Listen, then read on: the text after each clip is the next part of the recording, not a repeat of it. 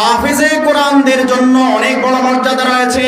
নবী করিম সাল্লাল্লাহু আলাইহি ওয়াসাল্লাম আবু দাউদ শরীফের 1464 নম্বর হাদিসে নবী করিম সাল্লাল্লাহু আলাইহি ওয়াসাল্লাম বলেন, ইউকালু সাহিবুল কুরআনি ইকরা ওয়ারাক্কা ওয়ারাত্তিল কামা কুনতা তুরাত্তিলু ফিদ দুনিয়া ফা ইন্না মানজিলাতাকা ইনদা আখির আয়াতিন তাকরাউহা। আবু দাউদ শরীফের 1464 নম্বর হাদিসে এবং তিরমিজি শরীফের 2914 নম্বর হাদিসে নবী করিম সাল্লাল্লাহু আলাইহি সাল্লাম বলছেন, কিয়ামতের দিন মর্যাদার উচ্চ আসনে আল্লাহ তাআলা হাফেজে কোরআনদেরকে কবুল করবেন।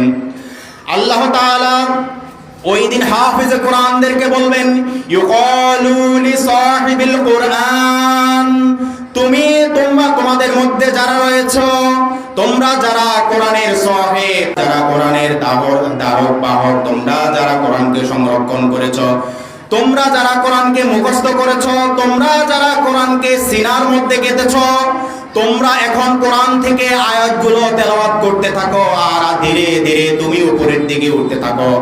এটা কোনো গতানুগতিক উপরে ওঠার সিঁড়ি নয়, এটা হচ্ছে এমন একটা সিঁড়ি, এমন একটা তক্কা, যেটা জান্নাতের তক্কা, জান্নাতের আলা মাকাম।